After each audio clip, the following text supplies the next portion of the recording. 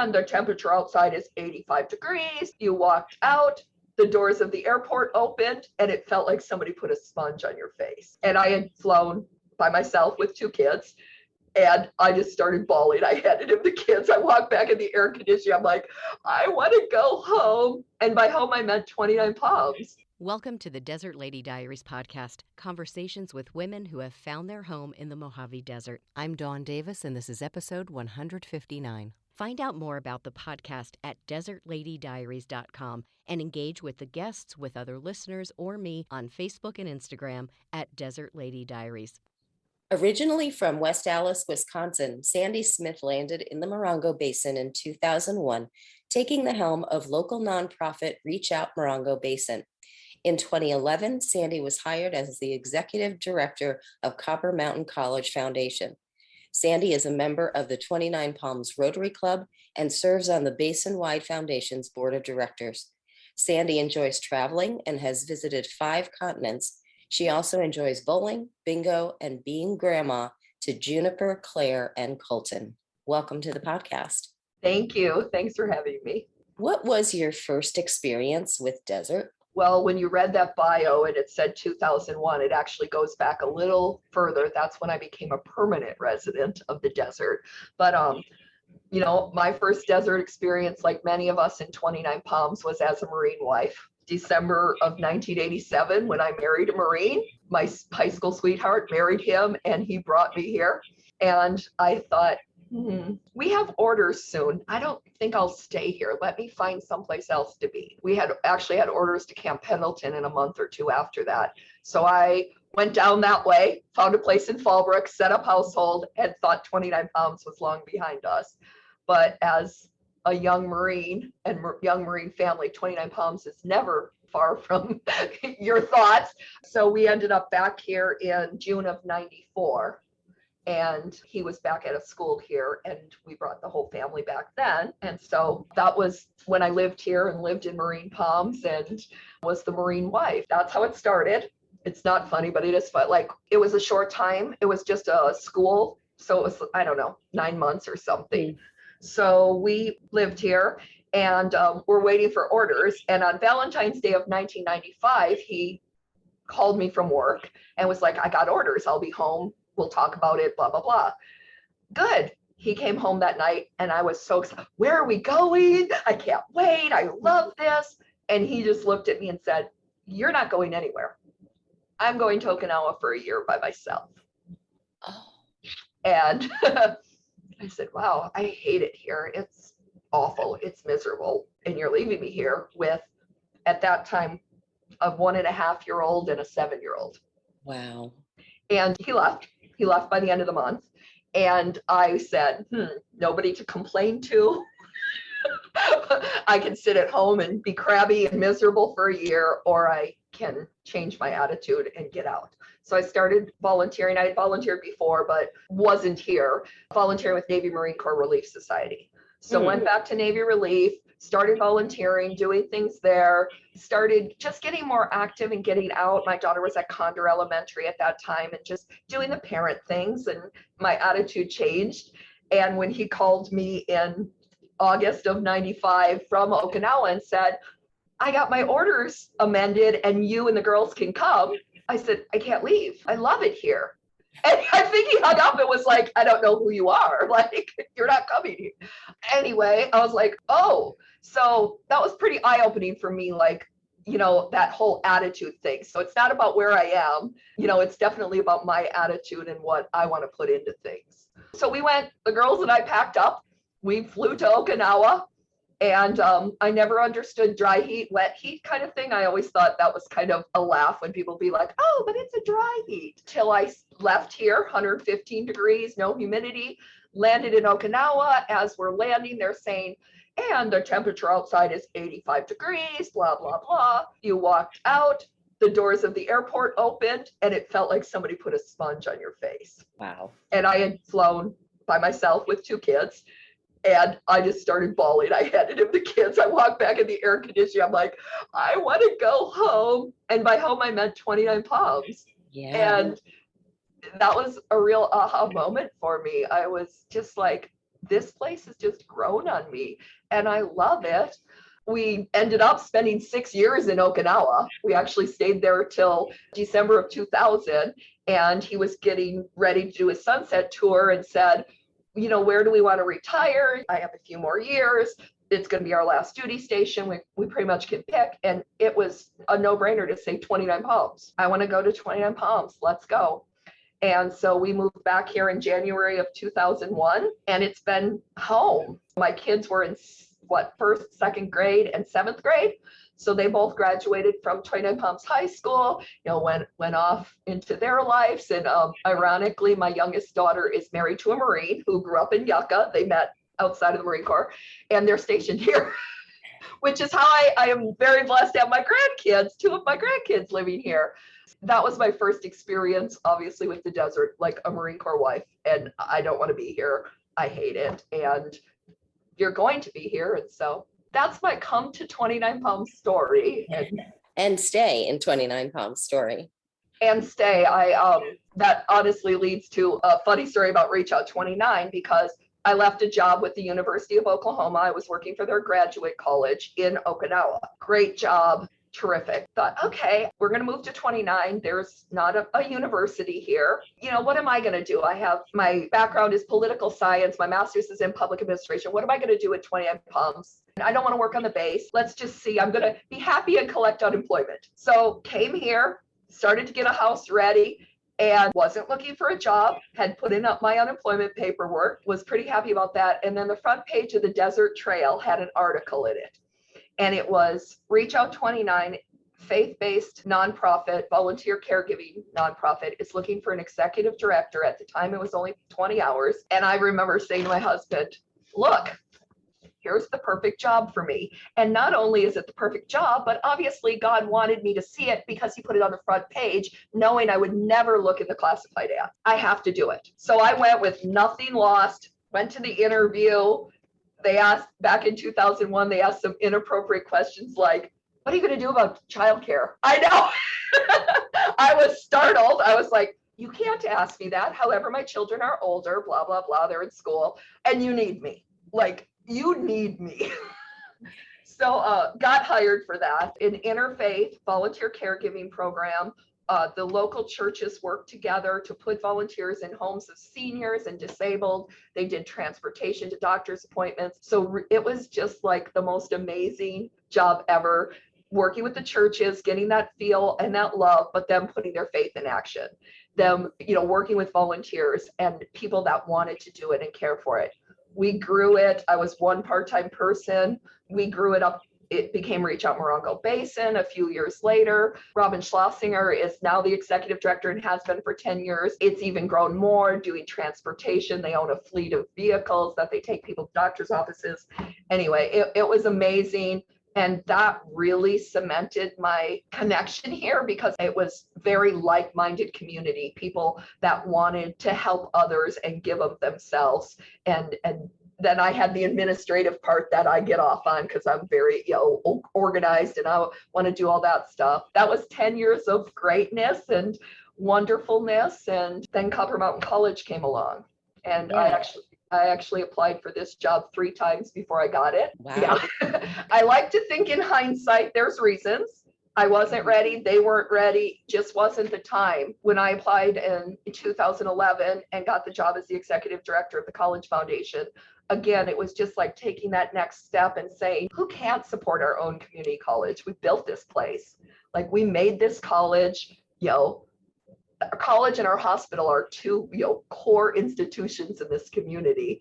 And people are like, I can't believe you asked for money as a job, but how you feel when you give and you're able to give, whether it's financially or your time or your volunteer work. Why would I not want to offer that to people? It's like this great elixir. Ooh, come be part of it, make people's lives better, change the world right here. Yeah, totally. For someone listening that doesn't realize that we have a community college here, can you go into a little bit of the history of how that started? I would love to. So we were actually part of College of the Desert. They started back in 1966, having classes up here as, it wasn't called Copper Mountain Campus, They were offering classes, Blessed Sacrament Catholic Church, 29 Palms High School, on the Marine base. There were multiple locations throughout the basin that they were offering classes for COD. A bunch of community members, well, first in 1977, Ferdinand McDonald, she ran as a trustee of the college board for College of the Desert, but she was a local up here. And her point was to advocate for a campus up here so we didn't have to be bouncing around, and just more formalized organization up here. So she was elected to the board. A group of what they called Friends of Copper Mountain got together, a group of people in this community that said, we need to serve our kids here. We need to have our college, we need to invest in our infrastructure and our people. So those friends started a fundraising campaign. They actually, and I'm pretty proud of this because I'm a Rotarian from 29 Palms, the 3 Rotary clubs up here at the time committed to $100,000 to build the first part of the campus. They played bingo every Sunday night at the American Legion, which is now Lapa Lapa in Yucca and Sunny Slope. So they played bingo for a couple of years. They raised close to $250,000. That was like the early 80s. And Colonel Bud Garrett, he's one of the old time friends. We actually just honored him in August at the Board of Trustees meeting. He was the logistics CO on base. He had engineers, and he didn't have anywhere for the engineers to do field exercises for grading. So he actually set up a grading exercise for his Marine engineers, and he brought them out to where our campus is, and they graded the whole first level and laid the foundation and did everything for the first part of the college. We weren't a college, we were just part of COD, but these people had the foresight to say, we will build it. We will pay to build it. So no public money in our first phase at all. Yeah, so they did that, and then they started holding classes here.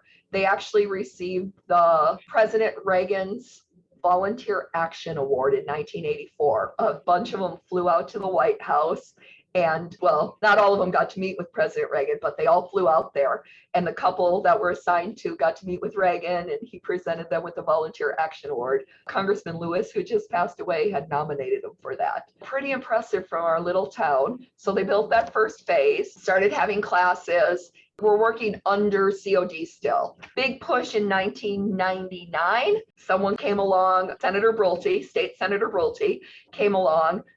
What do you guys need here? And someone had the foresight to say, we want to be our own college. We don't want to be part of COD anymore. We're the redheaded stepchild up there. We don't want to be part of that anymore. And he took it to the legislator, and within 6 months, we were our own college district, not only our own college, but our own district. And they gave us 2 years to get fully accredited on our own under COD. And by 2001, we actually did, to everybody's surprise. Like, we had our full accreditation in 2001. So we're actually celebrating our 20th anniversary right now as our own independent college. We were then, and we still are, the smallest of all 118 California community colleges. So our student population is 1,500, 2,000 students at any given time. And that's definitely the smallest. So it's always a challenge to run, a small school, but offer 24 degrees, offer everything we do for our students. So the friends, this group of friends actually had started a nonprofit back in the 80s that morphed into the College Foundation. And I mean, that's us now. Our sole purpose is to support this community college. We do that with a couple $100,000 worth of scholarships every year. We have an endowed scholarship. It's called the Greenleaf Scholarship, that we give a full ride to one local student every year, full ride through their bachelor's degree. We provide free bus transportation. We have a hunger-free campus initiative that we pay for food at Bruce's for students. We built the Bell Center. I mean, we paid for the first year of athletics, the foundation and our donors. So, that's what brought athletics to Copper Mountain College in 2017. So it's amazing work. It's like a ton of different things, like all the different things people love, but it's so rewarding. It's just to have these students that started here go on to, bigger and better things and do their life and are like, that college, saved my life. That changed my attitude. That gave me a different outlook. That's the coolest feeling ever and the best job ever. And I get paid every month. I look at my bank statement and I'm like getting paid. I'm like, this is awesome.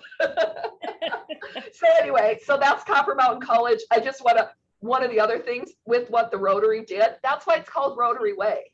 Oh, You know, they came up and were like, you know, we didn't even have a street here. We didn't have utilities on this site. And they're like, we should name it after the Rotary clubs. wow. So that's pretty exciting for me as a Rotarian to know that history as a citizen of this Morongo Basin.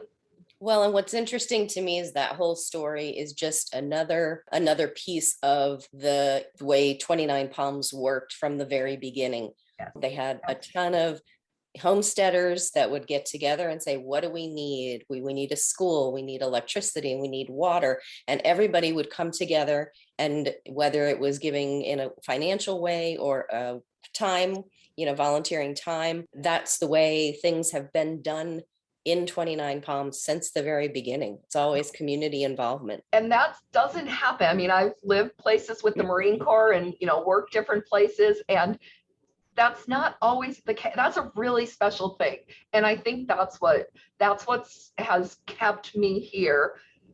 I mean, my kids are grown. I mean, I have one in Henderson, Nevada, obviously one's here now, but she just came back from North Carolina. Nothing's keeping, I mean, I could leave here, but why? Like, this is home. Mm-hmm. This is where I want to be. This is where people know me and love me. So, and that's a good feeling. It's a great feeling. Yeah. I remember I was having problems with my swamp cooler and back and forth with a friend and the cooler guy. And of course, you know, as a woman, the cooler guy's like, are you sure you have a window open? Are you sure you have this? And my friend said, she's a local. She knows how to work a swamp cooler. And I was just so proud. I was like, he thinks I'm a local? That's so sweet. And I've probably been here 15 years. So, he called me a local and he said it to the AC guy. That's awesome. Well, and speaking of swamp cooler, this is going to take us in a totally different direction. Okay. Again, for folks listening, because we do have folks that listen from across the country who may not even know what a swamp cooler is. So can you just high level how that whole thing works? I absolutely can as a local. So an evaporative cooler, as opposed to an AC unit, an evaporated cooler works with water. So it pumps water into a system. There's a fan that blows across the water that creates a cooling effect. It doesn't work in humidity. And by humidity, literally it gets to 10, 15%, and it's not working very well. But it's nice. It cools the place about 20 degrees, which if it's 115 doesn't seem like a lot, but it is. If you've ever been in the city and you've gone in and out of buildings with AC and you know how yucky you feel, like your throat hurts, you feel dry in there. It's great when you're in there, but going in and out of it is rough on your system. The swamp cooler doesn't have that. You're moisturizing. So that is what an evaporative cooler is. It's a definite desert thing. And one of the things you learn, not necessarily when you first get here as a Marine wife, because most of the time you live in base housing and they take care of you and you don't think about that stuff. But definitely as you live out in town and become a local, you're worried about the swamp cooler and it not working. So, exactly. Yeah. So in all the time that you've been here, especially early on when you first came as a family to the Marine base, did you spend much time in the national park? Was that part of your family time or? You know, it wasn't when my kids were little. First of all, when we first got here, it was still a monument. I think it turned to national park in 94. Mm-hmm. I don't think I know I didn't realize what a gem that was. Like, we knew it was there and we were up there, but we just didn't realize, you know, it's a national park. Like, I say that to people when I say where I'm from now, and they're like, oh, where? I'm like, we have a national park. But also, my kids were in school. They were on the swim team. We were bowling. We were doing Pioneer Days. There was the honorary judge and sheriff. We were involved. We were very active, you know, in our church and just the kids' things. So I think we found it was funny because we would say to people when they were like, there's nothing to do here. And you're like, I wish I had nothing to do. Right. Really, like, I have things that I would love. I want to go to the theater this Saturday, but the kids have a swim meet, and somebody else is doing a barbecue or whatever. There was so much to do that I think the park wasn't. I definitely think as I get older and just a little bit more solitude and that kind of time, I appreciate that park more. Obviously, every visitor that comes, taking them up there, showing them. Choya Gardens are my favorite, like the Dr. Seuss land. My daughter, who's here now, we take the grandkids up there, and Claire's all over the rocks and stuff. So I can appreciate it a lot more now than we did then. And what are some other things that you've learned to appreciate about this place? Parking spaces close to the store. I'm not a shopper. I want to go into this grocery store and not have to walk from the back parking lot, and I want to get what I want to get. And so appreciating that, and that, I don't want to say a slower pace, because it's almost like a calm place. Like, one of the things I learned at Okinawa is I don't need tons of choices. When we actually moved back to the States and I went to the grocery store, it's overwhelming. The soup aisle is overwhelming to me. We were lucky to have a cream of mushroom soup. You do not need 16 varieties of cream of mushroom soup. I'm convinced of that. So the simplicity of the desert, and you know what? If I don't have it at Staters, it's okay, Sandy. You probably don't need it. Mm-hmm. I don't need to run to the big store and yuck or anything like that. I'm happy at the farmer's market. I'm happy with what I'm cooking, simple, that kind of stuff. So I feel like I've grown to appreciate that more. And I joke because I want to go in Staters and not be recognized, but there's still a level of comfort in that to see people, like if especially when my kids were here. My oldest daughter got in a car accident her senior year in high school, and we didn't have cell phone. I wasn't carrying a cell phone back then. By the time they tracked me down, a teacher was there and a friend of mine was there along with the cops, so it was like, they knew, oh, that's Cassie's car there, we're going to help. So that feeling here, that feeds me, and I love that. It's a total sense of community, and people are taking care of each other. It definitely is. Yeah. It definitely is. Well, I want to thank you for coming on today. But before I let you go, I'm going to choose a couple of questions from the special jar. All right. Yes. And if you're listening, this is the Diary Unlocked portion of the podcast. This is exclusive content for Patreon supporters of the Desert Lady Diaries podcast. I will ask Sandy 4 questions, and those will be available in the Diary Unlocked section. So if you want to become a patron of the podcast, go to desertladydiaries.com. Click on the support tab and check out becoming a patron. Let's see what I have for Sandy. What is something every woman should try in her lifetime? Since coming to the desert, what have you been surprised to discover about yourself? If there were an extra hour today, I would. And what are 2 things you love about living in the desert? If you want to hear Sandy's answers to those questions, again, go to desertladydiaries.com, click on the support tab, and become a patron of the podcast. Sandy Smith, thanks so much for all of the work you do in this community. And thanks for being here today. Appreciate it. Thanks for having me. Thanks, Dawn. I've got some shout outs this week. First to David B. David, thanks so much for your support via Patreon. I really appreciate you supporting the podcast in that way. And to Janine C. and Cheryl C., thank you so much for subscribing to the podcast on YouTube.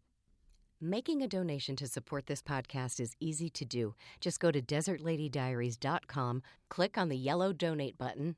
You'll find an option to support via Patreon, or you can make a one-time donation using your debit or credit card. That financial support keeps the podcast ad-free and provides support for all the logistics necessary to keep this podcast going. Thanks so much for listening.